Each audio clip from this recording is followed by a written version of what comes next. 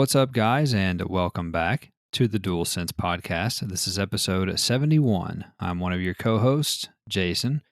I'm joined, as always, by Mr. Fetty Wap, also known as Travis. Travis, what's going on today, this evening? Nothing important, which is what is always going on. Well, seems like you didn't have very good luck on your NBA locker codes that you put in right before we started. It's No, a I got shame. a ball drop. It's the least successful ball drop I've had since my balls dropped, and I wanted the masked player thing because I Hmm. wanted to see if they actually had masks in the game, which is way too much to ask. And I got 2 tokens, fine. And then I put in the code from the game tonight, and I got a Sapphire Bam Adiabo. And the only good thing about that is I can grade him, which is a challenge for today. So I'll Oh, it take my is. 100 XP for that and move on. Yeah, that sounds pretty bad. I will tell you that the masked players within that theme pack or whatever, there are players that do not have masks, and there are ones that do have masks, and they cost a lot more on the auction house. So just get ready for that. If So you your want player can't have a mask. to, correct, you have to buy that card though. There's duplicate versions of players in those packs. Just mask and maskless. Correct. Okay, cool. Yeah. Well, I'm doing okay. I've been a little constipated this week, and I've been working through that. I've been mixing in some more vegetables than usual. Been eating some carrots and green beans and things like that, and still not working out too well for me. So if I don't make it, just know that you can have my PS5 headset, just the headset, not the PS5. You can have my headset. Okay. You can have my extra controller. You can have my controller charger, but nothing What else. about the Okay. console? What do we do with the console? Put it in your You already casket? have one. You already have one. You don't need that. I give Yeah, I give can that to link my them sister or together. something. Your sister. Yeah, give that to Okay, her or something. whatever. So, yeah. Anyway, Travis, we are a weekly podcast where you and I get together and discuss all of the week's news, rumors, new games, and much more in the world of PlayStation. We post new episodes every Monday on all the podcast services around this dying world, and we also post on YouTube. Let's see, YouTube, yeah, we're on there. And in addition to some game streams and clips occasionally, you can also find us on the social media. Even though we're very anti-social, we're social vegans, as it were, and we're on all the usual suspects there as well, including Twitter, Instagram, Facebook, and we also have a blog at thedulsenspodcast.wordpress.co. So you can find us just about anywhere that you please. And we would love to hear from you, of course, as always. We'd love to talk PlayStation. And then finally, if you do end up enjoying this show somehow, we would very much appreciate you subscribing and rating, reviewing, liking, hearting, all that bullshit in whatever app that you're listening to. It very much helps us in the algorithm. And also just know that you are in some great company. You have the pleasure of listening to one of the top 15 podcasts in video games and leisure on Good Pods. And also, apparently, a top 70 overall podcast in all podcasts on Good Pods. So just buckle up and welcome in for that. If you're See, new here, not bad for a co-host who doesn't know what an indie game is. that's right. Yeah, not bad for, a big fucking nerd and a filthy casual who doesn't know what an indie game is. Just to touch on that, you put up you I guess quote tweeted or whatever you call it now, a video of a game in progress from an indie developer, and it is outrageous. I mean, Yeah. like, if they just sold that level, I would pay like $40 for the Yeah. level. Yeah, Like, that's how cool absolutely. it was. So I It was like commented, John Wick. yeah. So I commented. It was like a first person shooter. You're in a garage, like you're in Die Hard or something. So I commented like, doesn't it look like an indie game? And a couple of people like, I guess took offense to that, as in like, I didn't know what an indie game was, and so one guy was like, "Do you know what an indie game is?" So I just wrote no because, why not? Let's just see where this goes. And he then explained to me what an indie game was and then listed a bunch off, which is nice. And to his point, because he said indie isn't really a genre, which I guess we're arguing about semantics at this point, but Hmm. FPS, that's a genre. Racing game, that's a genre. Sport games are a genre. Is indie a genre or is it a type? So you can kind of get into some minutia there. But my point was when I said it doesn't look like an indie game, is that had a polish, a crispness, the way the guns moved, the recoil, the way that the characters moved, the destruction, the levelation of the destruction, is you could see like different levels of it within itself. It had a finish to it that felt AAA was my point. Yeah. Not that it was a side scroller like or it was Spelunky or something. Like that's not what I meant. But on the internet, you have to say exactly what you mean. There's no nuance. So by saying what I said without explicitly saying it verbatim, as in my brain, I was an idiot. So I was going to say also, if you said that this was the most indie looking game you've ever seen, they would have been like, what are you talking about? This doesn't look indie right. at all. Somebody would have said that. So yeah, and if you read it from his perspective, yeah, I can see like if I was in his brain, I could see where he could think that. But he also did not understand any of the sarcasm in my responses. So, you know. Correct. But anyway, I'm Yes, just saying, you're I know what exactly a right. fucking indie game is. Okay, guys? I don't know. You don't know what an FMV game is, so jury's out. But anyway, Travis, Nobody let's knows what jump right those into the are. news here. Let's jump into the news here. We have a rather meaty, beefy, cheesy week of news to get through here. We've got quite a bit, so here we go. Number one, PlayStation held their latest State of Play live stream last Wednesday, touting it as a look at what's to come from third parties. And Mhm. while it certainly was, it could more accurately be described as an indie State of Play, Travis. There What you is it? What go. are those? Let's go over all that was shown, starting with the show leading off with multiplayer survival action game Deathverse Let It Die, a sequel to 2016's Let It Die. Shocker. In Deathverse, players can compete to survive in a Hunger Games style reality TV show with a focus on close range combat. It will launch sometime in 2022 as a free to play title. After that, we saw interactive episodic narrative music game We Are OFK, which was announced from the co-designer of Hyper Light Drifter. It will release sometime in 2022, and I'll run through all these, and then we can talk about any that we want. By the way, next up was Bugsnax developer Young Horses. They announced that a big free update is coming to the game in early 2022 called the Isle of Big Snacks. Mm. The update features a new mysterious island with 12 new bug snacks, new mechanics, new quests and challenges, and a new base building feature. After that, Steel Wool Studios shared a gameplay trailer for Five Nights at Freddy's Security Breach, which is a first-person survival horror game set in Freddy Fazbear's Mega Pizzaplex. You will play as Gregory, a boy who is trapped inside overnight and must use stealth to survive and find a way out. Security Breach will launch on PS4 and PS5 on December the 16th. Everybody can get fingered at Freddy's on December the 16th.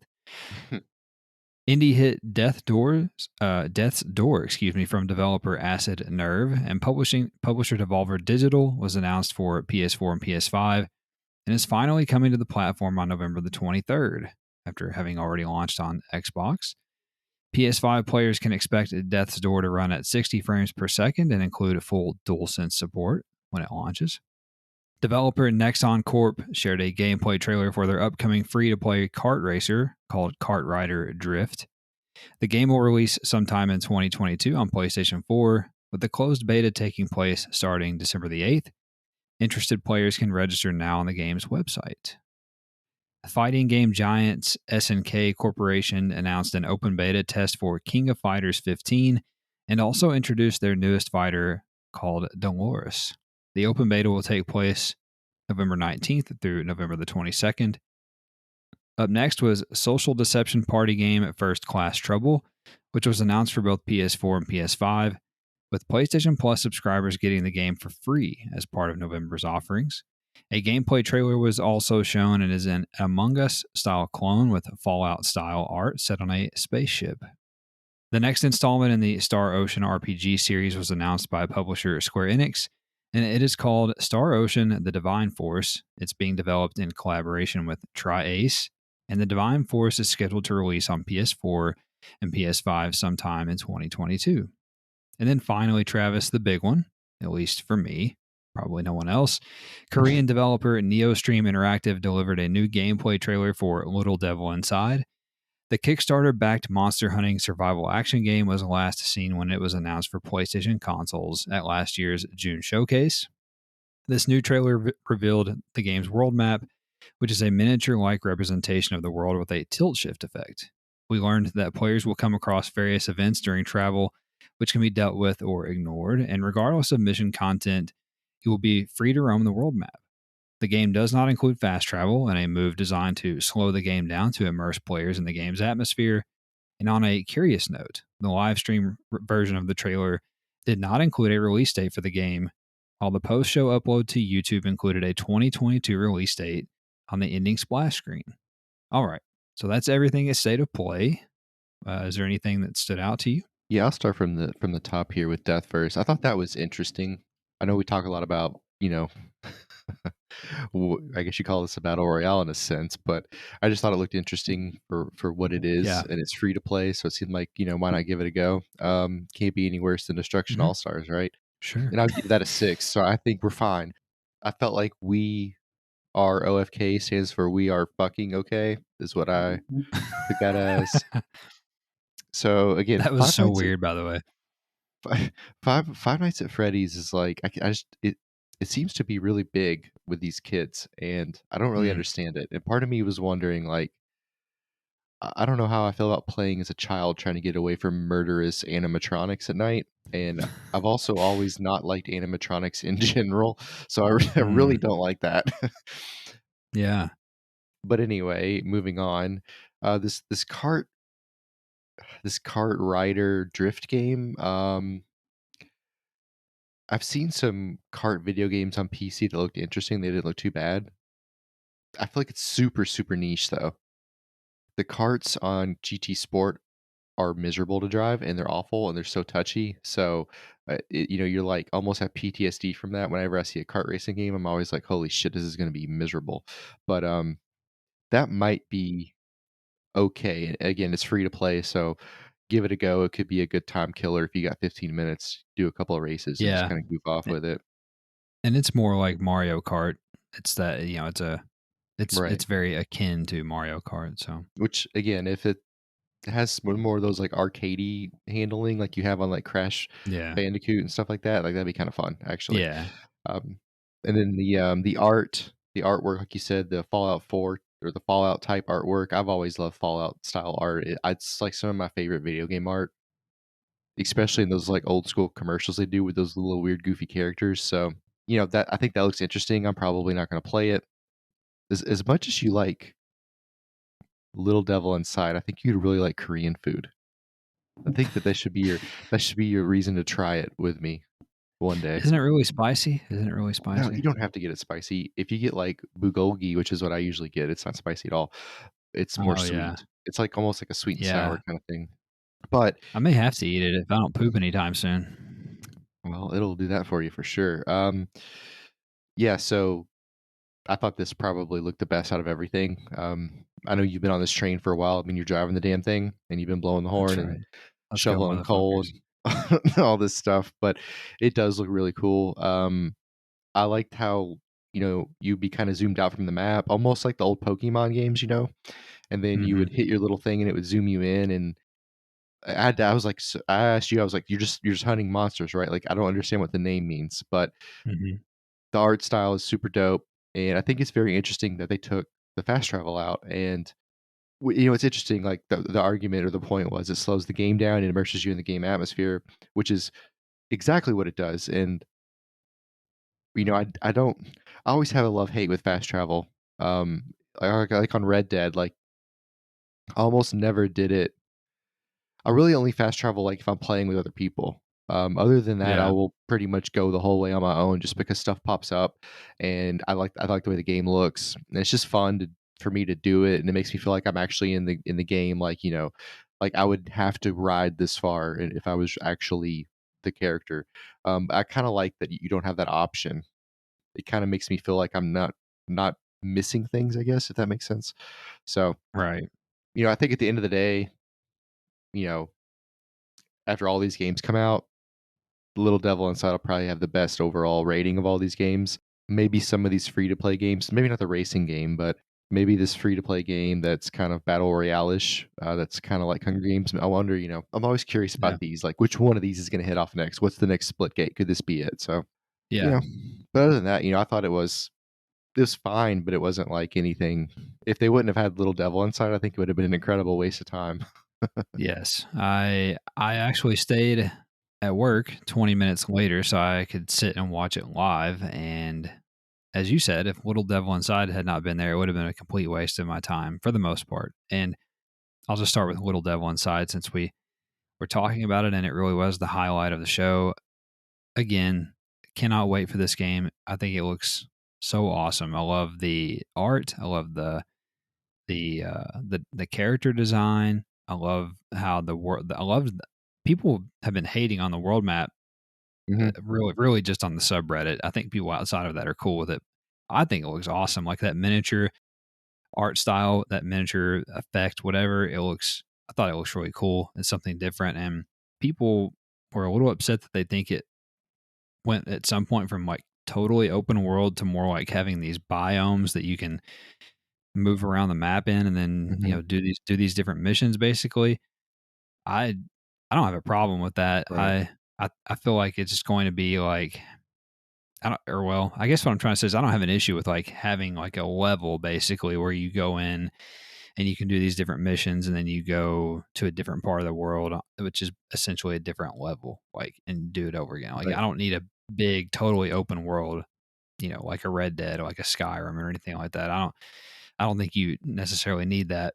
But the game looks awesome, looks very unique, just visually, and I'm very intrigued by it. And I think it's interesting that they closed the state of play with that, Right. mainly just because usually they close these things with like a big announcement, a big reveal, whatever, a big trailer. And so maybe this means that, you know, Sony's really getting behind this thing. So we'll see. But very odd that they did not include the date in the live stream portion or live stream version of the trailer, but there was 2022 after in the upload. But that's a good sign. At least we have a year, but it's still not a date. They said 2021 when they showed it to us in 2020. So you can't really put any stock in that. And then as far as the other stuff on the list here, I likewise was intrigued by the Deathverse game a little bit, and like you said, it is free to play, so might as well give it a little bit of a shot. But it looked a little over the top at the same time. I know Five Nights at Freddy's is a big one. People love those games, but that's not really for me. And then one of the big ones is Death's Door, which is like got like an 85 on Metacritic. It's a very Yeah. critically acclaimed game, and it's only $20, and it's like a Zelda dungeon crawling sort of a game, and it looks cool, but I can't decide if I'm going to check it out or not. And then First Class Trouble, PS Plus game for November.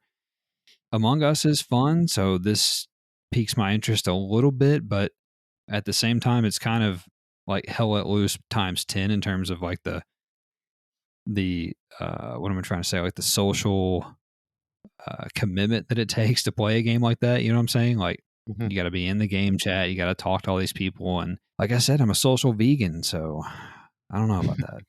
I You don't can't handle that and Hell Let Loose on your plate. know. I can't have both of those on my PS5. I'm just constantly having to talk to all of you people. I don't know about that. Number two, Sony released their fiscal year 2021 second quarter financial results on Thursday, and as you might imagine, Travis, the Japanese giant is doing quite well. The Game and Network Services division, i.e., PlayStation, reported quarterly revenue of $5.6 billion for the July through September quarter.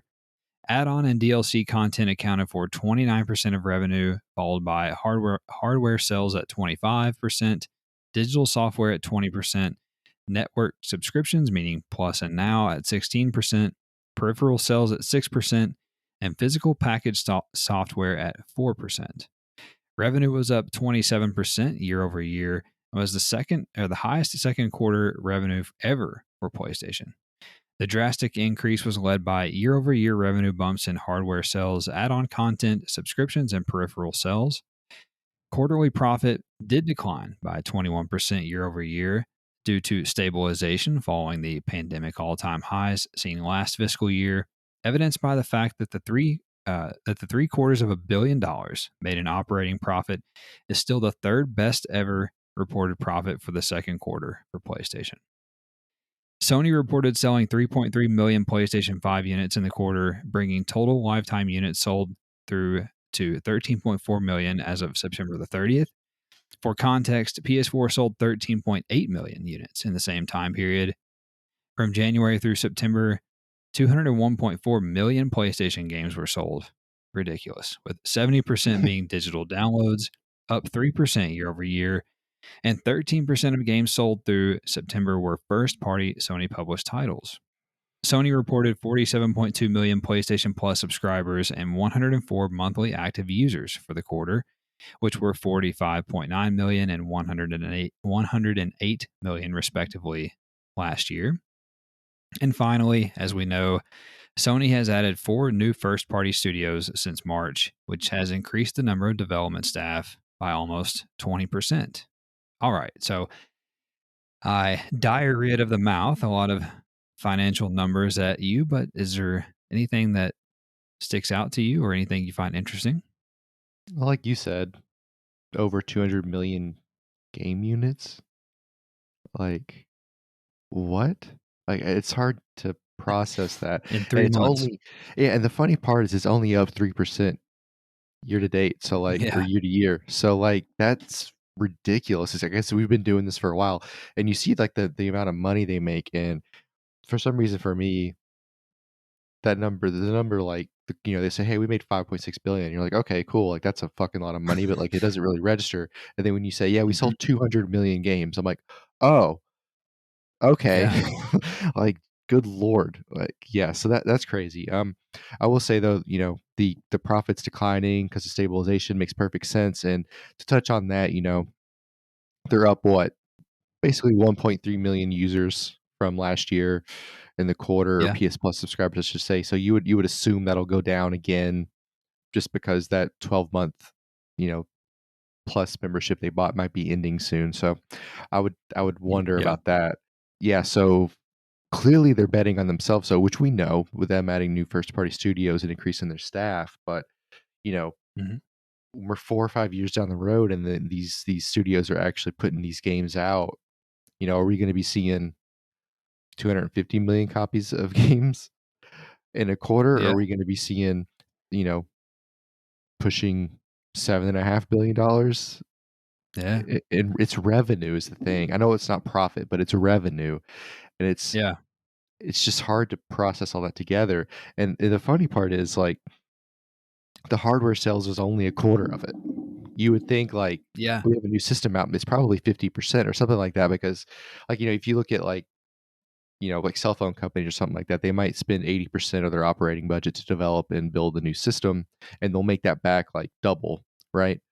It's clearly they don't Right. have they do not seem to have that same level of whatever their numbers are, do not seem to match up with that industry because it seems like they're making way more money than they're spending, uh, even with a new console. It's just, again, I am a little curious about. They should be smart enough that the stabilization shouldn't be an issue, but I am curious. Do they run into an issue with the stabilization? Have they bit off more than they can chew, or did they just, hey, we have more than normal, more than we planned for. Let's go ahead and get some more first party studios, that kind of a thing. I wonder, as this balances out, I kind of wonder if they're going to put themselves in a tight spot. Yeah, I don't know. It is very interesting that I mean, well, first of all, it's incredible that they've increased their staff by 20% since March, essentially. And I think that is a good sign for PlayStation gamers, meaning that we're going to, as you and I've talked on the show before, we're about to get an uptick in the production pipeline. I think in the years to come, we're going to start getting a quicker cadence on game releases.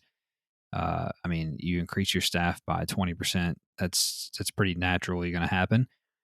A couple of the other things that stand out to me too are the add-on and DLC content. Per usual, is leading the way in revenue share, meaning that it was 29% of the $5.6 billion. So we're buying a shit ton of season passes and hmm cosmetics and, whatever, expansions Exactly and what they shit like want. that. So that's exactly what they want. And it's why the shit is not going away anytime soon on any platform. And then the hardware sales, as you mentioned, they actually jumped from 8% the last quarter to 25%. Or I'm sorry, not the last quarter, but this quarter last year. So they're up 17% year over year. And that is obviously thanks to the PlayStation 5 launching at the end of 2020. One thing that I did not include in here that is interesting is they've only sold in this quarter, the last quarter, they only sold like 200,000 PS4s. So PS4 has fallen off pretty quickly now that the PS5 is picking up, which is a good thing. We want people on PS5, not on PS4. And there was one other thing that I wanted to point out here. Oh, physical package software. So physical games, only 4% of the $5.6 billion. hmm So hmm It's anyway, dying. it is, which is so odd. We've talked about before. People prefer and want the consoles with the disc drive, but they're not buying fucking physical games. Yeah. So I don't. It just something is not aligning there. I don't know, but maybe people just want to use them for like the 4K Blu-ray players or whatever. I don't know, but anyway, pretty impressive for Sony, for PlayStation. They are very healthy. PlayStation's killing it, in fact, and that's good news for all of us. Number 3, Guerrilla Games pinned a Horizon Forbidden West a deep dive for the PlayStation blog this week, going further in depth on the game's traversal and combat mechanics. The blog post also included several short clips of new gameplay sequences highlighting these aspects and how they've changed from Horizon Zero Dawn. On the traversal side, lead systems designer David McMullen said, quote, "Our traversal design decisions were always in service of increasing dynamic interactivity with the world around you. This could be to empower the player to manipulate and destroy their environment with a tool like the pullcaster, the pullcaster, or grapple launching into a glide with the shield wing to set yourself up for a strike from above." End quote. Combat will get a facelift as well in Forbidden West with new weapons, combat mechanics, and skills available to take down enemies. The sequel also introduces the workbench feature where players can upgrade weapons and outfits. And additionally, a new feature called Valor Surge allows players to build up 12 different special heavy attacks that can also be upgraded through the skill tree. Guerrilla Games covered much more in the blog post if you're interested in reading it in its entirety. And finally, we learned this week that Guerrilla is currently hiring a co-dev producer to oversee externally developed projects in the Horizon franchise. What do you think? Well, I mean, isn't this everything you'd want in the sequel? I mean, when you're reading all these things in the It blog is. post, you're like, okay, cool. I will say I have a soft spot for workbench features. I don't know what it is. I love that in the Division, I can go to the workbench and fix my guns. Mm, yeah. You give me a game with a workbench where I can craft my own stuff. I love it. That's one of my favorite things about Far Cry. I can do whatever. You can do all kinds of weird stuff and put stuff together. I don't know why I like that stuff so much. I really do. It's the same thing I like about. I mean, even on Call of Duty and Battlefield and all, you're just like putting on different scopes and little bitty things. I love that. I Yeah. love making it kind of my own thing. That being said, I know what he means by these 12 different specialty attacks. I assume you can max out or upgrade any of the 12, but you obviously can't use them all at once. I'm Yeah, assuming. correct. Yeah, you're right. You're right. And the cool part, I mean, not the cool part, but he's talking about manipulating, destroying things, using the pull caster to grapple launch into a glide with the shield wing. That's the thing about any game, and it's like a weird thing I have about video games. Same thing is like I don't like to fast travel because I feel like I'm missing stuff, which is just like a stupid like rule I have for myself on video games. Do you know what I mean? It's like a rule I made up that nobody cares about. Yeah. It's like I feel like I'm never going to learn how to do all the cool stuff on the game, so it makes me like not even want to mess with it. Does that make sense? It's like I feel overwhelmed. It's like I would never think to put the grapple onto the shield wing to do a strike from above. I would just attack the guy, right? So Right, right. And that's how I feel about, like, I even felt like that about Hitman sometimes. It's like, I know there's a way to do this mission in 3 minutes, but I can't the emotional investment it takes, I just don't have it, and it makes me, like, not even wanna fuck with it, you know? Yeah. So, Yeah. I don't know what Yeah, it's that is like about me. draining. It's draining to think about. It's like, "Oh, okay, I could do this way," but, like, how much work and dedication would that take? That Right, it just, and like, then you immediately drains you. yeah, and then when I find out that I coulda done it another way, and half the time, it just irritates me. It's I don't think like, "Oh, that's Yeah. cool." I'm just like, "Fuck that guy. How did he figure out how to do that with a pole caster?" It just pisses me off. But it's like we Yeah. watch those Far Cry things where, like, the guy will kick a chicken, and then it'll make the guy turn around, and then he'll kill himself by accident. I'm like, "How do you fucking do that?" You know? Yeah. But, no, but this we've talked about this before. I mean, it's gonna be a game of the year contender, so everything about the Oh, blog yeah. posts and Oh, yeah. I don't feel like Guerrilla Games has any reason to make me believe they're gonna fuck it up. And then the Absolutely blog not. posts, as you read through that blog post, it just feels like they took a bunch of feedback and they were like, "All right, let's make this even better than the first one. There's a cool way to do it, but let's still stay in our own little zone and still make it feel PlayStation-y and you know, the environment and the characters are the same." It's just I think it's gonna dip into like an advancement in the series, but also hit all the nostalgia points of the first one. I just it just feels like it's gonna be a home run. I challenge anyone to watch the clips in that blog post and not feel a little tingling in your loins Oh, yeah. because You it little all looked very awesome. you little quaky down there? Yeah, get a little quaky, a little quivery down there because it all looked extremely awesome. And to the point that you were making, it looks like everything that we loved about the first one, and then they just dialed it up, right? Like it looks like exactly what you want from a sequel. And I think we talked about after they showed God of War Ragnarok a little while back. You know, the feedback on that trailer was that like, hey, it looks like just more of the same, and which I would argue is not a bad thing because God of War is awesome. I don't know how much better it can get, meaning the 2018 one. So I think Ragnarok's going to be very good, but there is a difference in what we've seen so far of Forbidden West and Ragnarok in comparison. Where everything that I've seen about Forbidden West, I'm like, man, that is an upgrade. Like that looks way better than Zero Dawn, or that looks, way cooler than Zero Dawn. You know what I'm saying? Mhm. So that is really exciting to me because everything that they show, every time they say something or show us something about it, it makes me excited and it looks like an obvious improvement or next step. So everything they showed and described sounds awesome. And then really the most interesting thing that I added in here that wasn't a part of the blog post but came out later is that Gorilla is hiring this co-dev producer to oversee externally developed games that are Mhm. in the Horizon franchise. And I think this pretty much confirms rumors that there is a Horizon VR game coming to PSVR 2. That seems like a pretty foregone conclusion at this point. Right.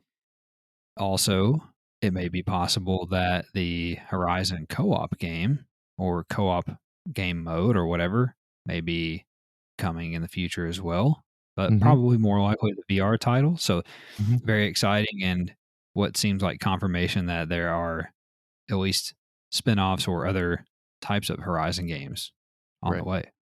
I got a tin foil hat theory for you because it says Oh, you got one. externally externally developed projects. It doesn't say video games. It says projects, and they are in the That is interesting. hey, man, they're on the kick. They just made a movie. They made a series. I'm not saying that we could get a Hadn't thought about that. I'm just saying, you know, what are the odds we could get a TV series or an animated series or something like that? That could be a thing that falls under that Yeah, wing. had not thought about that. That's a very good observation. Very well could see that being like a Netflix series or some shit. So, hmm, I don't know. Maybe it's everything. This guy's going to be busy, whoever or girl is going to be very busy, But whoever they probably a hire. dude. But probably a white man. White man that loves to Any, sexually abuse people. they better not hire anybody from Activision. Oh boy. All right. Number 4, Returnal developer Housemarque released update 2.0 this week for their hit roguelike game, featuring the much requested addition of a save and quit capability called the suspend cycle function. The new feature will allow players to pause the cycle and exit the game, creating a single-use suspend point that is deleted once you resume playing. This means players are no longer required to leave the game running and place the PS5 in rest mode to save their mid-run progress. But there are some limitations, however. Runs cannot be suspended during boss battles, cinematics, first-person sequences, or intense combat scenarios.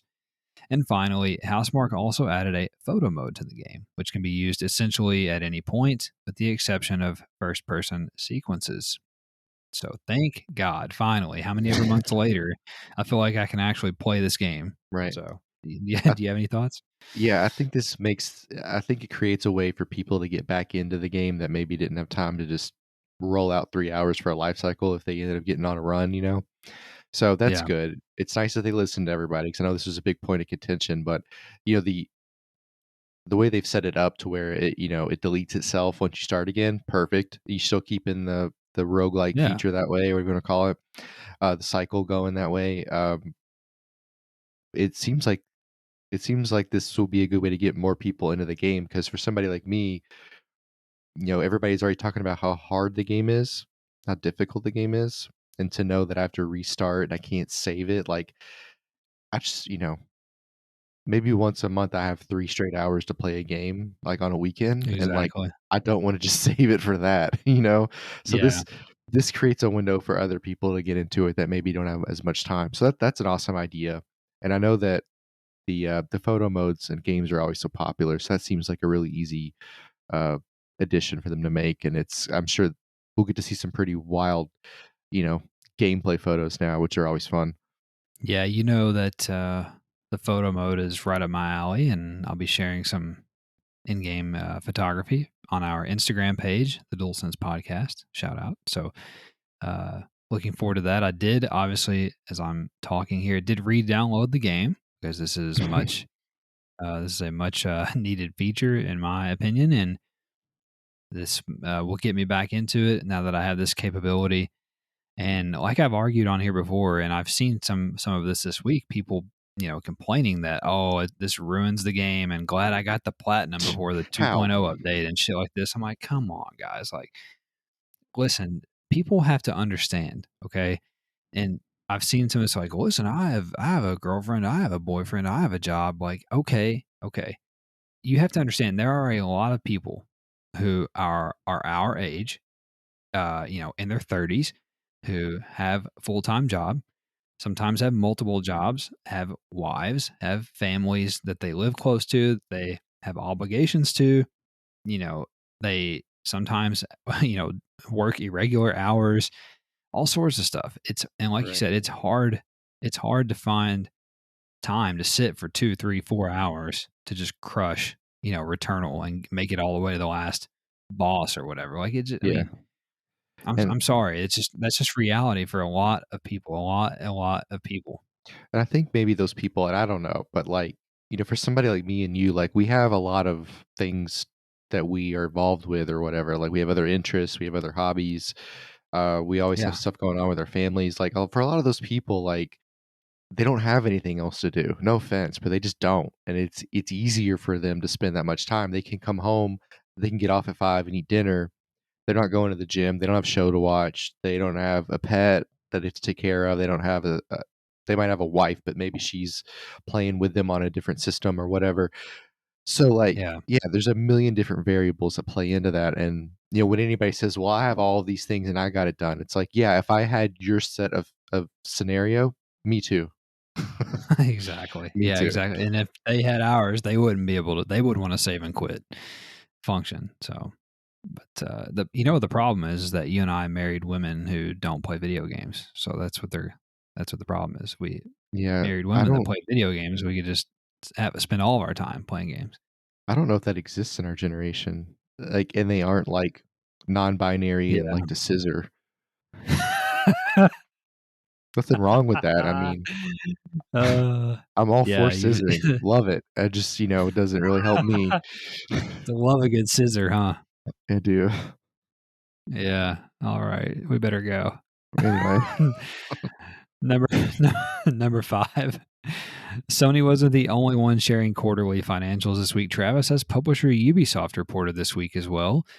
revealed that Assassin's Creed Valhalla is its second largest profit generating game in the company's history, and that more paid Assassin's Creed content is coming in 2022, although it's unclear what that means exactly. Ubi also reiterated that 80% of its investments will remain on premium paid titles, but also shared that it plans to take more creative risk on new IP while continuing to build free to play experiences over time. However, CEO Yves Guillemot did confirm that the in development Assassin's Creed Infinity will not be a free to play game, despite rumors of it being some sort of persistent live service title. And finally, Ubisoft announced that Prince of Persia: The Sands of Time remake, Rocksmith Plus, The Division Heartland, Skull and Bones, and their Avatar game will all be releasing sometime between April 2022 and March of 2023, which means that The Division Heartland and Prince of Persia have both been delayed. What do you think? So they're going to give us a game every 2 months starting in April? Theoretically. Unlikely. And the Assassin's Creed Infinity, by the way, the name of it to me makes me feel like it's the last one. And I know it's not, but when you say Infinity, like you can't go bigger than Infinity by definition. So where else are we Yeah. going here? Yeah. Beyond, like Buzz Lightyear. I would love, oh God, I would love to see them try to do some more creative things on new IPs. Skull and Bones, I guess, fits that, but like, and Rocksmith is really different than all their other games. And Rocksmith's a great way to learn to play any instrument, by the way. But like again, Yeah. another Assassin's Creed, the Prince of Persia is already a set story. The Division is another version of a game they already have. Avatar is what it is. So it's like a lot of those are already IPs or things we're already used to or heard of. I just like I've told you before, I like it when we have new and different things. It's not that I don't like things we have had before. Like I'm excited to see what the Division Heartland is. I think that could be a lot of fun. Hopefully it is. Yeah. I'm excited to see what Assassin's Creed Infinity is. I hope it's a lot of fun. You Yeah. know what I mean? But it's also fun to see things like Skull and Bones. That's interesting. That's new. And the fact that I still can't get over the fact that they're the ones who make Rocksmith. It's just so weird to me. But that's kind of the point. Like, do something fun and exciting. And they're a big enough company. They should be able to do that. So I hope they commit to that. And I would like to see some new things because let's be honest, Assassin's Creed's a little stale. And, after we get this third installment of the Division, is it going to creep onto the stale market? It might. It really might. So, we'll have to Yeah. see. It's weird that, because I agree with you that Assassin's Creed has gotten old to me, but also to the point I was making last week, I'm more of a fan of a little bit older Ubisoft, Mhm. but we sit here and say that, but on this at the same time, it's the second largest profit generating game in Ubisoft's history. So, Yeah. So, obviously I'm wrong. right. I mean, it's a tent pole. Like they have to keep making it. Yeah, and then Assassin's Creed Infinity, if that's not a persistent multiplayer like live service game, I've never I mean, if I've ever heard one. You call a game Infinity? Yeah. It makes it seem like it's going to be a live service game that's, they're going to be around for 10 years or something. And then also they say that 80% of the investments are going to be in, premium paid games, but the thing that I can't reconcile against that is that the games, how many free to play games have they announced in the past year? We've got Ubisoft Heartland, free to play. Tom Clancy's X Defiant, free to play. Ghost Recon Frontlines, free to play. And then, so that's 3 games right there from 2 major IP. The other one's made up, but like, I don't know. So you're only going to do 20% of your projects are going to be free to play, but you've already announced 3 in the past 12 months. You know what I'm saying? Like, I don't know if the math adds up there. So I don't know, Right. but I don't know. I'm a little skeptical of that, but I'm disappointed that the Division Heartland got delayed apparently because it was supposed to be out by April of next year was Yeah, but they haven't heard originally the anything plan. in So forever. yeah, we really haven't. So a little delay there, but interested to see what that is.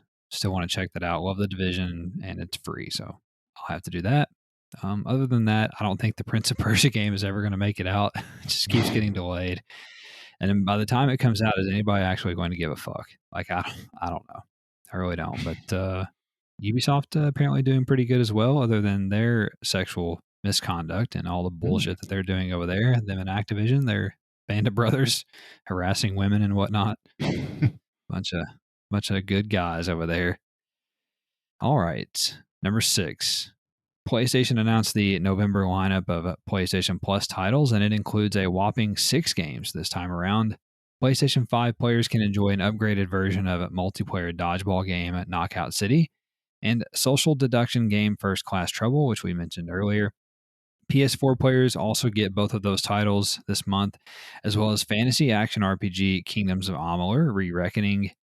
Finally, in celebration of PSVR's 5th anniversary, VR players are getting 3 titles of their own: procedural survival horror game The Persistence from the newly acquired Firesprite Studio, and that's also a PS4 game that you can play non-VR. And then also coming to VR is roguelike game Before the Fall and The Walking Dead Saints and Sinners. What do you think about the lineup? Interested about Knockout City, see what that's about. I think that could be fun.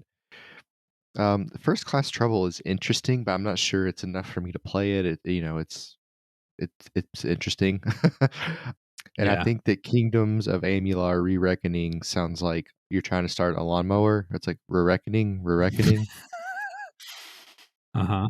That's about it. I mean, I'm not blown away, but I think Knockout City's a good ad. Yeah, it's a good but not great month in my opinion. It is a lot of games. I think it's maybe good in quantity, if nothing else. And I can tell you from playing the beta of Knockout City, that's a very good game. That will probably surprise a lot of people. Very fun. It's getting a native PS5 version and free upgrade when it comes out on November the 2nd. So definitely check that out. I can recommend that one. And then, like you said, First Class Trouble, like we talked about earlier, that might take a little bit too much out of me to play that, but I may check it out. We'll see. I'm going to claim them all regardless, as always, because you never know. And then definitely be sure you claim the PSVR games because, as we're going to talk about here in just a moment, you'll probably be able to play those later on if you decide to get PSVR too. Number 7, we also have a lot of news nuggets, Travis. As always, feel free to jump in wherever you see fit. First nugget, PlayStation announced a new community challenge called Seize the Throne this week. The latest community-wide event sees players working towards 3 stages of community goals to unlock avatars, themes, and a chance to win prizes by answering trivia questions on November the 17th and 18th. Those interested can register now through the end of Stage 1 on the PlayStation website. Popular PSVR title Beat Saber received multiplayer functionality this week with public matches for up to 5 people now I think, available. I mean, isn't it crazy that every time you hear about a PSVR game, it's always Beat Saber? But Yeah. I think that'd be a lot of fun to play with multiplayer wise. Yeah, I agree. I look forward to playing it on PSVR too. Next nugget, the Apple Music app launched on PS5 this week with background music play capabilities and music video playback. Oh, wow. Predator Hunting Grounds received a free update this week that brought nighttime maps to the game.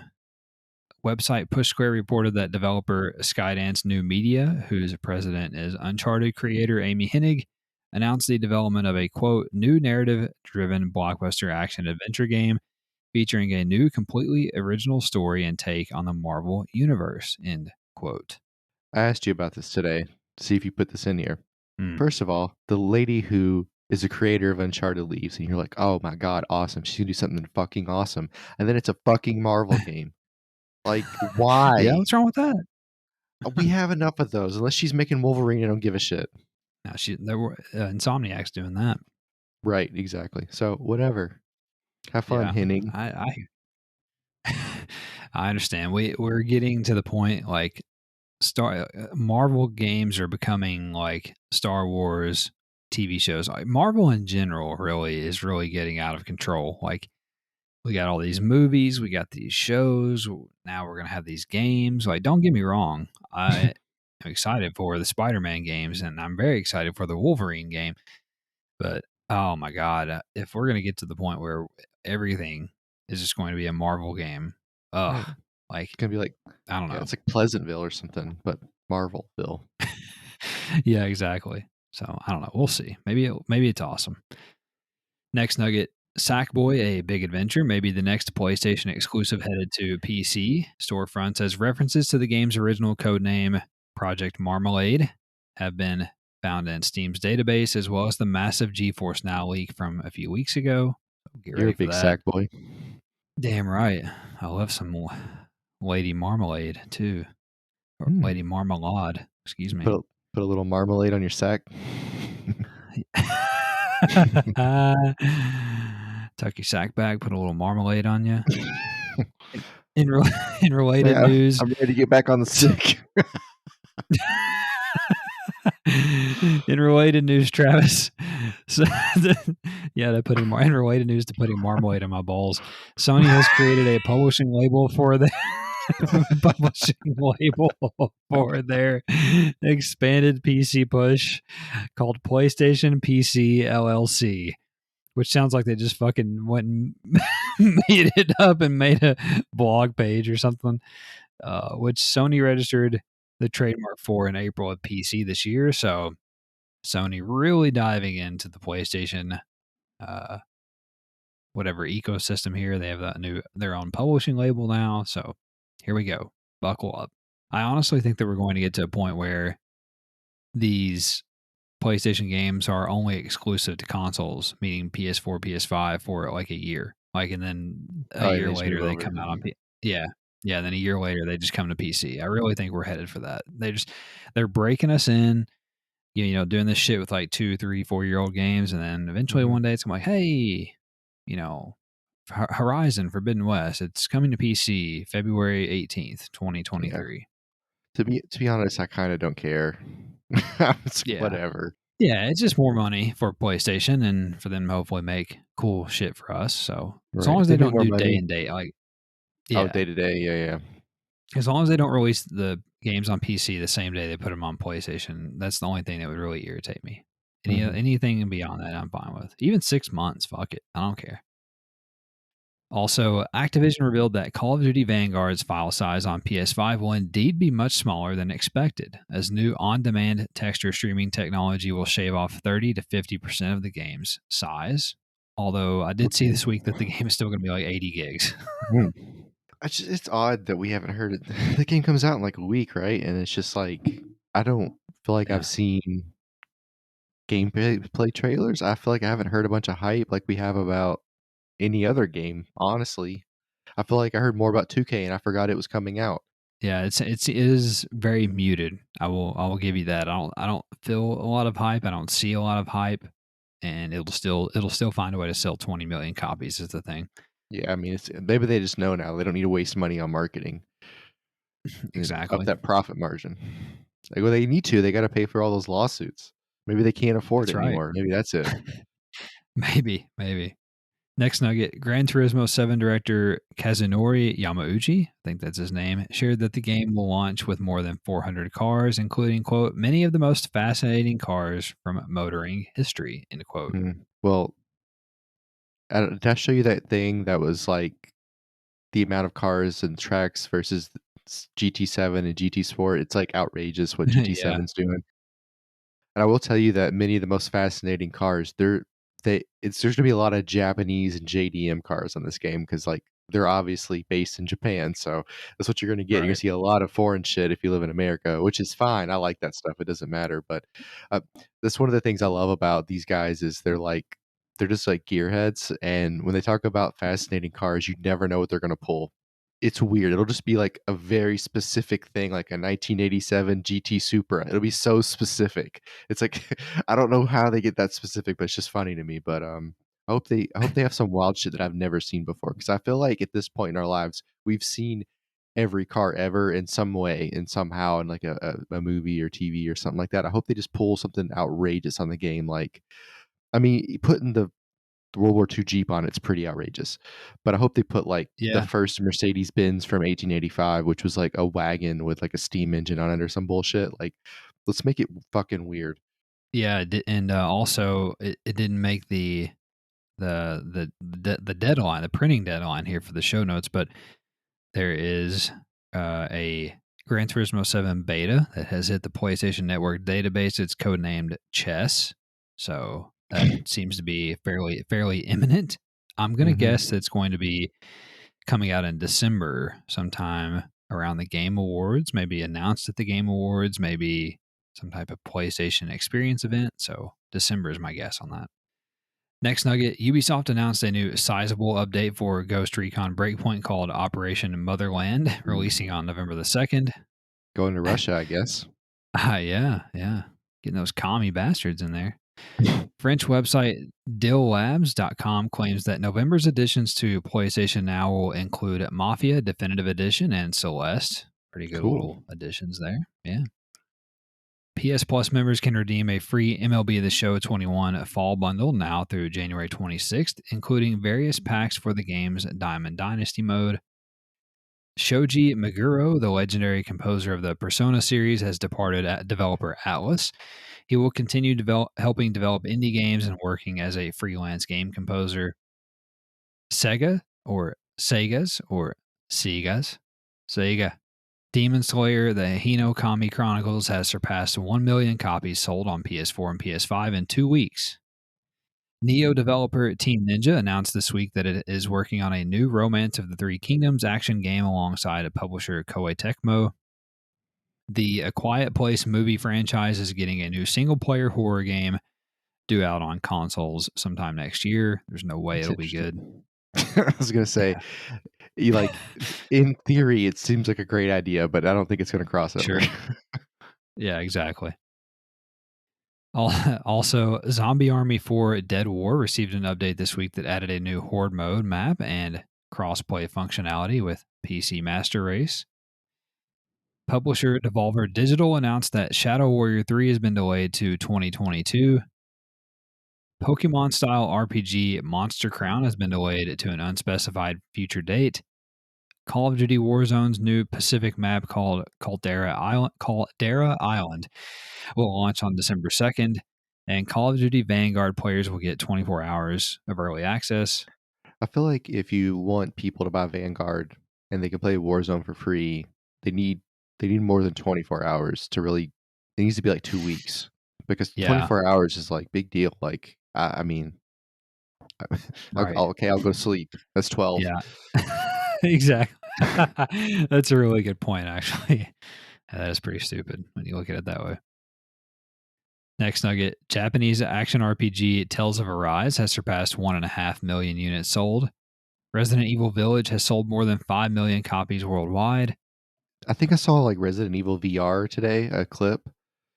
Is that what I saw? I don't know, but you can play. You can definitely play 7 in VR. You may be able to play Village in VR. Okay, so it was 7 in VR, and this guy was walking. He turned around, and then all these things were walking at him, and I was like, again, it's already awful. Now it's in VR awful. Like, what are we? I don't need any of this. Like, I'm gonna have PTSD from this. You can play Resident Evil 7. It's part of the PS Plus collection on your PS5 if you want to. Cool. Well, I think my SSD is full. That's unfortunate, and it won't delete anything anymore either. It's wild. Oh, damn, that's crazy. Anyway, Returnal took home the Game of the Year award from the UK's Develop Star Awards this week, and it also won for Best Visual Art. So, congrats to them. Capcom announced that Resident Evil Village will be getting free DLC. Website PlayStation Lifestyle reported that Ubisoft's Massive and Bucharest studios have delayed the upcoming Division 2 update that was set to bring a new season of content and a new game mode. The update will now launch sometime in February. GamesBeat's Jeff Grubb reported that Warner Bros. Is developing a Super Smash Bros. Inspired platform fighter featuring various Warner Bros. IP like Batman, Scooby-Doo, Space Jam, Tom and Jerry, and Lord of the Rings. The title is allegedly called Multiversus and could be a free-to-play title, which will offer additional fighters as paid DLC. An image of the game's launch roster also leaked this week. I looked at that, and the roster was fine, but this brings up the fact that we could have Michael Jordan beat up LeBron James in a Space Jam uniform, which I'm here for. And I like the idea that I can be like Freddy or Daphne, and beat the Yeah. fuck out of characters I hate from Lord of the Rings. Like that's all exciting. It's like, I've had 3 movies of you. I'm done with it. And then you just beat his fucking head into the ground. Like, seriously, guys, we could have just done this in one movie. Anyway. I'm not gonna lie to you. I am really intrigued by this. People are really crushing this game, and I think I might be here for it. I mean, depending on what it looks like, I'm super into this, I think. So, Okay. secondarily, terrible fucking name. Multiversus, awful name. Awful name. You I'm indifferent to it. I know what they're trying to do there, but Yeah, I do. I get it, but it feels like it's overly engineered. Like they paid $40,000 for a firm to name the game. yes, yes, that's exactly what they did.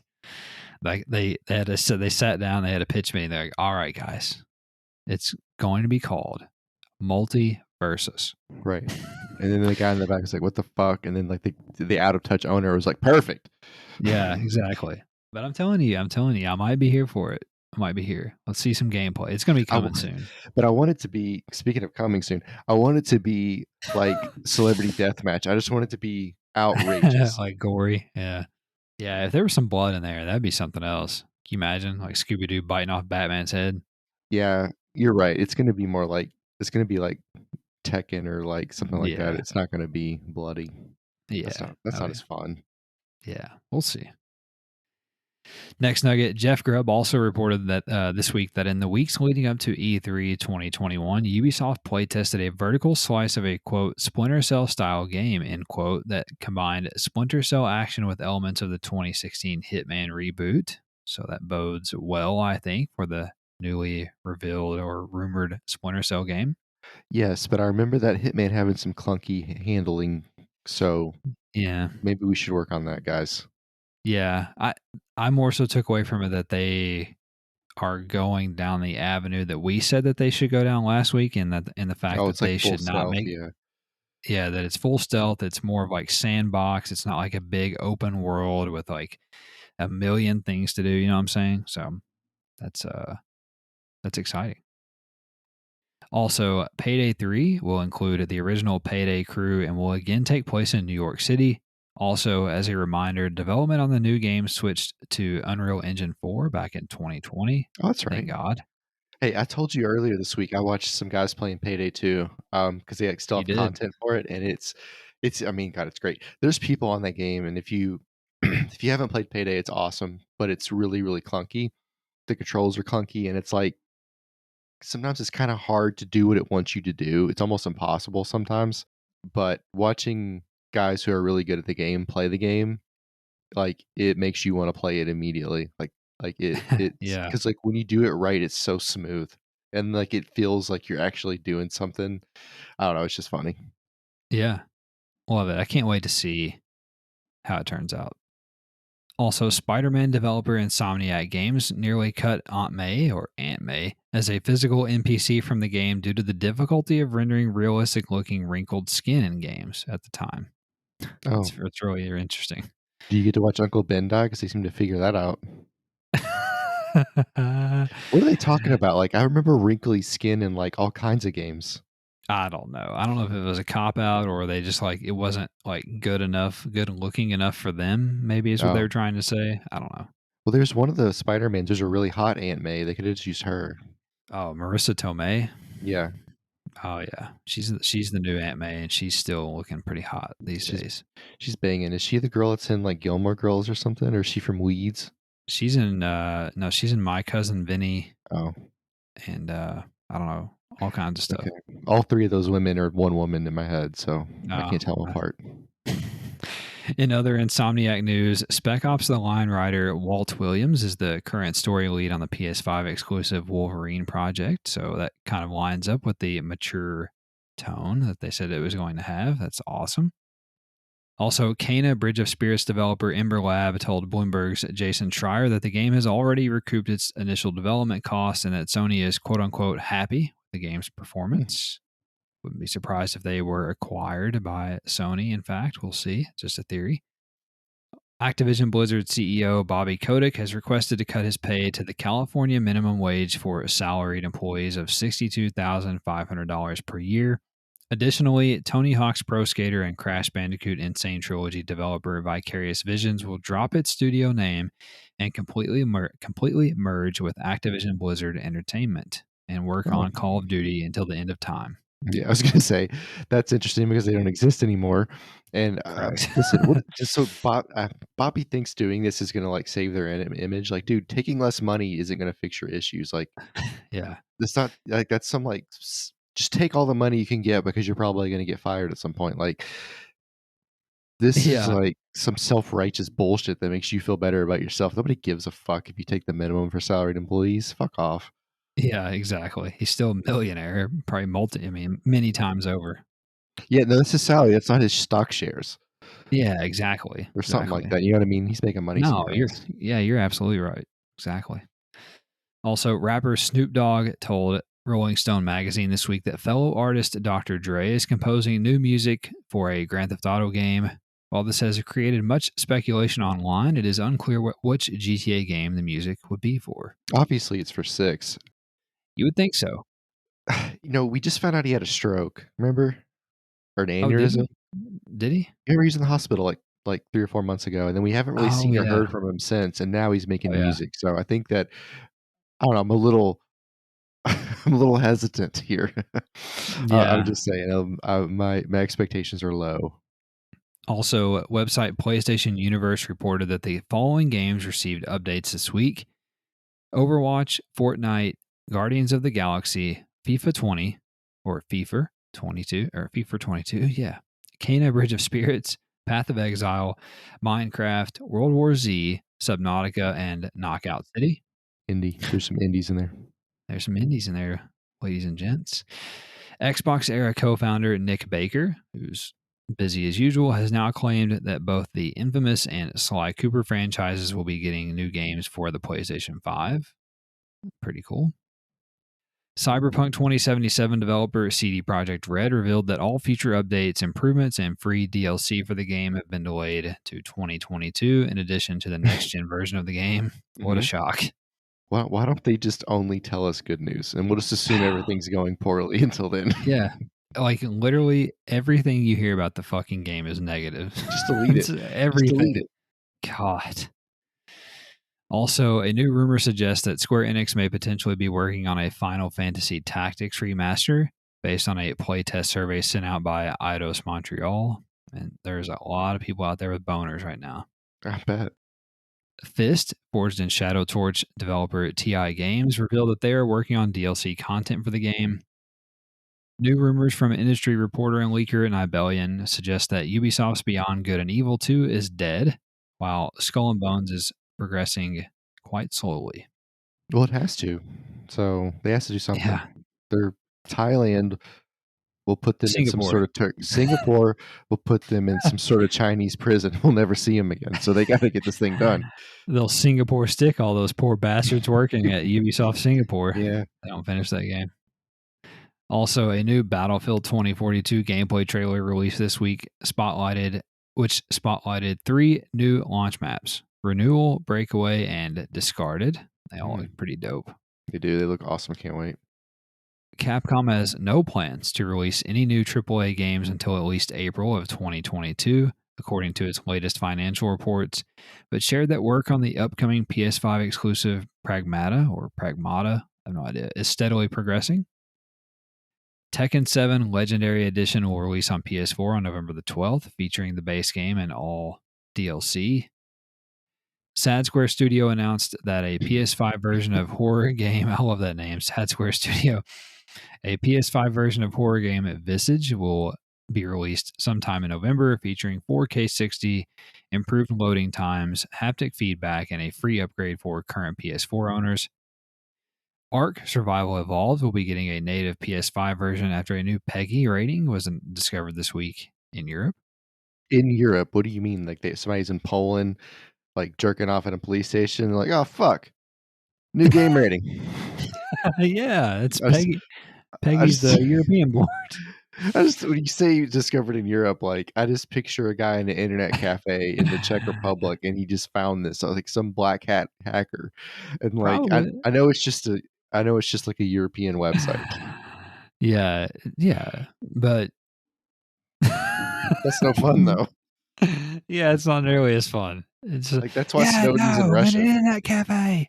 Yeah, no kidding. What a place to go, like Russia of all places. Well, Like, it's the only place he could go. I think it was that or North Korea. oh, just go to like Alaska. That's pretty much not America. All right. A new rumor from verified Reset Era leaker The Nexus claims that PSVR 2 will be backwards compatible with current PSVR games. It has to be. Has to be. It'd be a Right. total fucking misstep if it's not. I just want to say this about like some of these leakers or that are quote unquote verified leakers. Can we just say that they work for these guys? They work like just say they're in marketing because that's all they're doing. It's like Yeah. why would the Nexus I just don't understand. You know what I mean? Like if he got some news from Insomniac, like just assume that he works for them because like why would Insomniac put something out and be like, hey Nexus, I know you're verified. If you hack in with this code, that's not what they're doing. They're just emailing the guy and being like, hey, we're doing this thing on VR2. It'll be backwards compatible. Right, right. Next nugget, website Gamatsu reported that survival horror game Tormented Souls will launch on PS4 sometime in early 2022. Publisher Deep Silver will release sci-fi survival game Beyond Contact for both PS4 and PS5 at some point in the future. Real-time strategy survival management game Surviving the Aftermath will launch on PS4 on November the 16th. God, I that's had my eye perfect on for that you. one. It's It everything you is. love.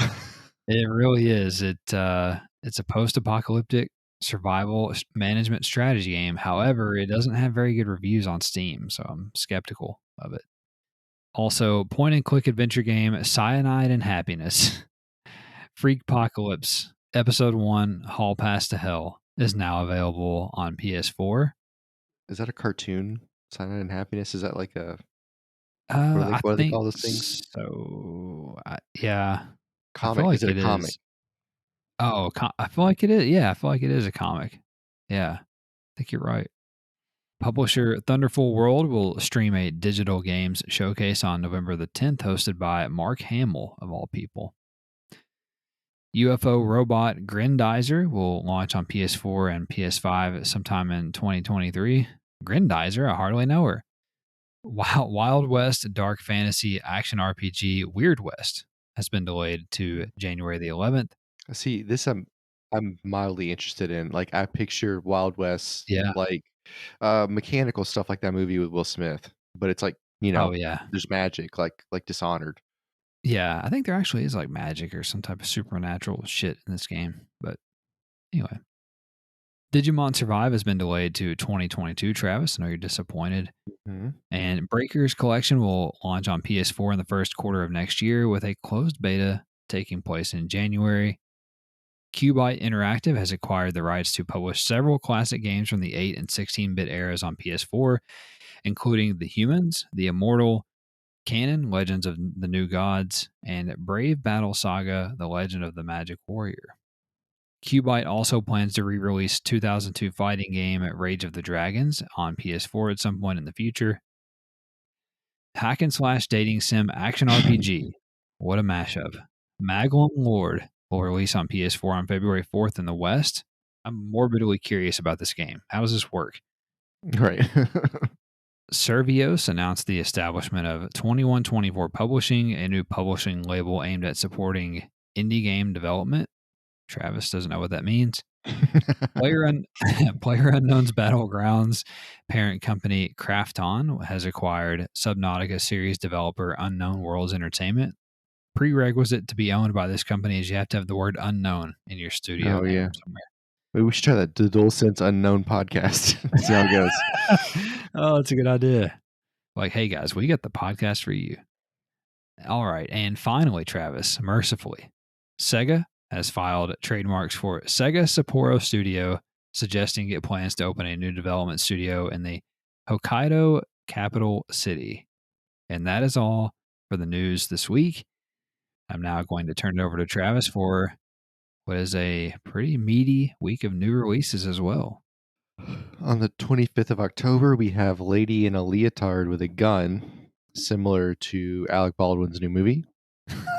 On the 26th, we have Marvel's Guardians of the Galaxy, which actually doesn't look bad. I think it has some pretty decent reviews. I will Yeah. say out of the whole list, that is the big. I think this is the big one for the week. Riders Republic, which Yeah. we'll get to in a minute, is probably pretty close to that. On the 27th, we have Amazing Breaker, Cyanide and Happiness, Death Part 2, which sounds interesting. You should check it out. Lucid Cycle, Nowhere Girl, similar to Gone Girl, Princess.loot.pixel. Go on, Again, girl.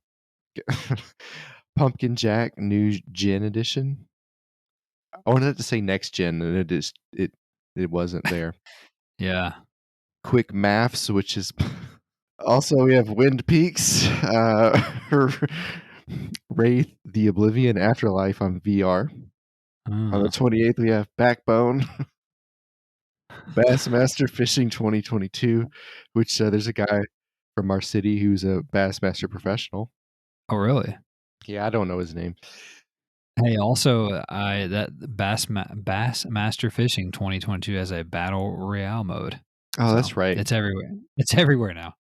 I wore a shirt in my freshman year of high school to picture day that said Big Ass Lake on it, Big Bass Lake on it, but the way they took my picture, it looked like it just said Ass Lake. And they just photoshopped my shirt out, so it was just orange, like my whole I just had that orange block on.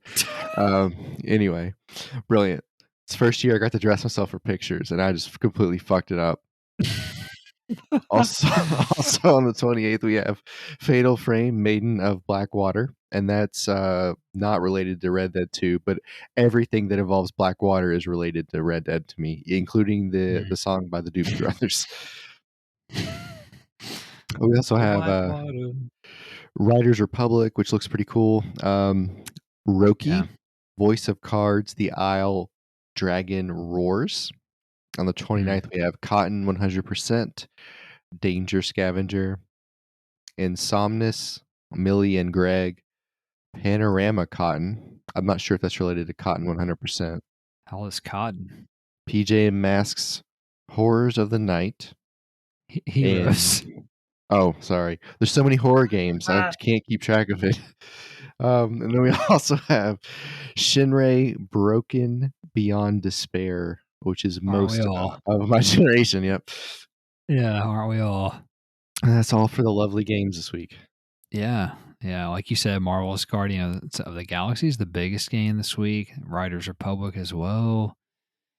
Let's see. The Voice of Cards game is supposedly pretty good if you're interested in an RPG that's only like deck building card game. I don't know. Sounds interesting. Let's see. Anything else here? If you want a battle royale fishing game, check out Bassmaster.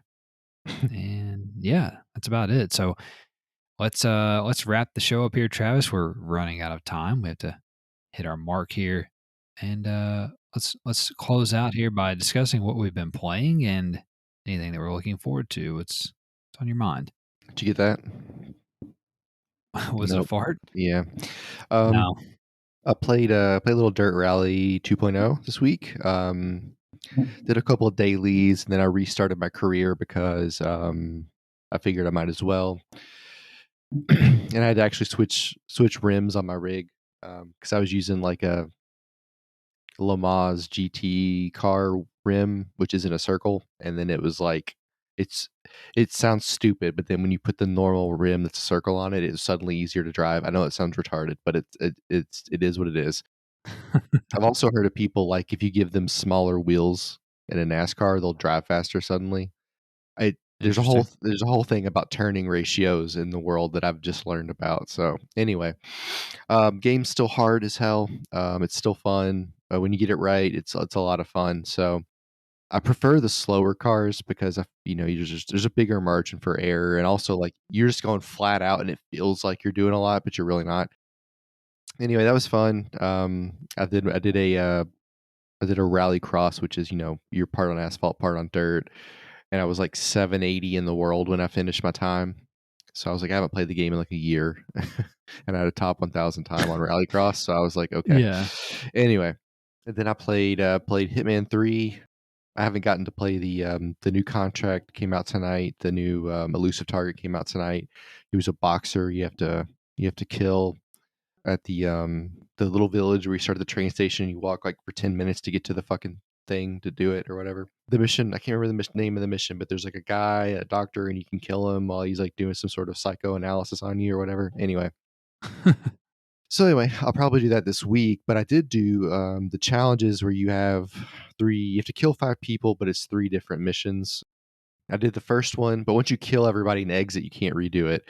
So I killed the first lady. I did it in like 90 seconds, and I got like 190,000 on my score. Silent Assassin, 4 stars. Didn't get 5, got 4. But like I walked around the back of Dartmouth, and there's like this garden thing going on. And there's a bunch of hedges, like in France in World War II.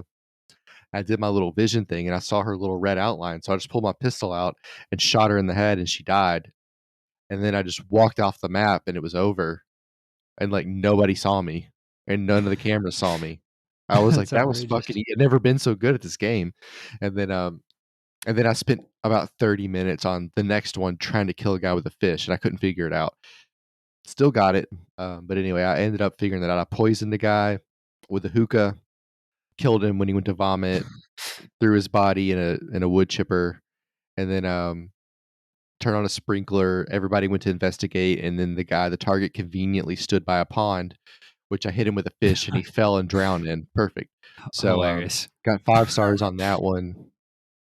I had a score that was like, close to 200,000, and I was still like ranked like 6 or 7,000th in the world. And I was like, how do you fucking do any better than I did? Nobody saw me. I got rid of both bodies. Nobody saw them die. They're Yeah. hidden. I killed a guy with poison. I killed a guy with a fish. I did like 2 challenges. Like, I don't know how you can do it and score so high. I couldn't have done it any faster because I tried. But anyway, I still have one more of those to do for this week, and then that other elusive target, which I'll probably do this weekend. And then on 2K, I finally beat the first domination level. I got my Draymond card. And Draymond's nice. He plays taller than he is. He's 6'8", but he plays a lot taller with his ratings. Got a Damian Lillard amethyst card somehow. Don't remember. And he's just so good at scoring. He's okay on defense. And like it says his perimeter defense is like a 79, but like in game, it always says A+ on the bar. So I guess my coach bonuses make him better, I guess. And then like, you know how it is, like as you're playing, the guys just play better for some reason. Like they'll just get random attribute boosts. Like have you ever noticed that before? Like the little letters will go up if you're playing well, and they don't have a snowflake, it'll just go up. But anyway, he's a lot of fun. And other than that, not much on 2K. I feel like that, our XP challenges, I don't feel like we have as many as we had in season 1 at this point. It just seems like you're right. It seems like I got to level 19 so much faster, but it also feels like I have nothing to get me further along, if that makes sense. So yeah. I need 800 XP to get to the next Ascension board, and then I can get my next James Posey card. That probably those are my goals anyway, was to get that far. So I'll probably get there with about 30 days left. So who knows what I'll do with the last month. Yeah. What else? Anything else?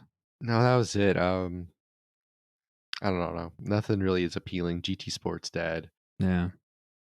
Like I said, I beat Hitman, but I didn't get all the trophies because my PlayStation wasn't connected to the internet because it decided not to be for like the day I was playing it. So I thought about redoing it. Because I've watched so many people play the levels. I kind of feel like I can get through it pretty quick. But like last night when I did Silent Assassin and killed that lady and walked out, it gave me the trophy for it. And like I did that on like almost every level. It just didn't register. So, but anyway, yeah, I don't know. We'll see if I get really bored, I'll do that. Yeah. Well, I also played NBA this week. Nothing really new to report there. Just grinding like you are, doing pretty much all the same stuff. And I did mix in some Rayman Origins on the PS Vita this week. Played it a little bit in bed, and that's just a fantastic game. I played that one on my OLED Vita, which really pops all the art style and the colors. It looks so good on the Vita, and it's a really good platformer. You're such a nerd. I know. I was I know. playing So it in bed, and then I used my OLED for that one, but then I used my other one for other games because the colors aren't as important. you're fucking right. That's the only way I to say do that, and it. I have 2 fucking gaming TVs. Yeah, that's I've got 2 different wheels for my fucking racing rig. Yeah, yeah, that's Uh, fair. That's fair. uh-huh. Uh-huh. And then I also played Greedfall, which is it's like a Witcher. It's like a poor man's Witcher 3 Mhm. that came out a few years ago, maybe a couple of years ago, but it now has a PS5 upgrade, and played a little bit of it, and it's a cool game, but it's super janky, as you might imagine. And I I just like, I don't know, like I thought I was in the mood for it, but I'm not. I'm just in a weird spot right now. Like I'm hungry for an open world game, like, The Witcher or like Red Dead or whatever, or Horizon Forbidden West, but there's nothing like that coming. But I did pre-order the Grand Theft Auto Definitive Trilogy, so that may scratch that itch for me. And then also played Empire of Sin, but disclaimer, I did play it on Game Pass for the PC. Yes, Game Pass for the PC. I did play it on there, and I wanted to check it out. It is a strategy game, as Travis tries to fart in the microphone. It is a it is a strategy, real time strategy, like XCOM game where you play as the mafia, different factions of the mafia, I don't know and why the way you worded that was funny. You play as the mafia? the mafia. Yeah, just But like it's the San man, Antonio that Spurs. right, the mafia. But dude, that game is fucking awesome, There you go. and That's your game. I it's so awesome. In fact, that it's on sale right now on PS Store, and I thought about getting it, but I'm not going to. I'm going to control myself. I've got it on PC if I ever want to play it, but it's really had no expectations for that and was really surprised by that. So it's a very cool game. I would recommend you check that out if you have the ability and you are into strategy games, as you all know I am. That's one of my favorite genres. But anyway, that's What pretty about much it indie this week. games? Let's see, indie games. I got any Is that your indie favorite games on there? genre? Oh no, that's not a genre, asshole. You need to learn what an indie game is. But anyway, that's it. I don't really have anything coming up this week, but next week, the following week, we get it going in earnest with GTA and Battlefield 2042. So it's coming. It's coming. Just wait. Just wait patiently. Just wait longer. Anyway, we're gonna get out of here. We are almost at our time limit here. We're push it to the limit. Anyway, you guys have a great week. If you enjoyed the show, don't forget to subscribe, rate, share, review, all that good stuff. We very much appreciate it. We hope you come back next week. Take care. Have a great week, and we'll talk at you next time. Bye bye.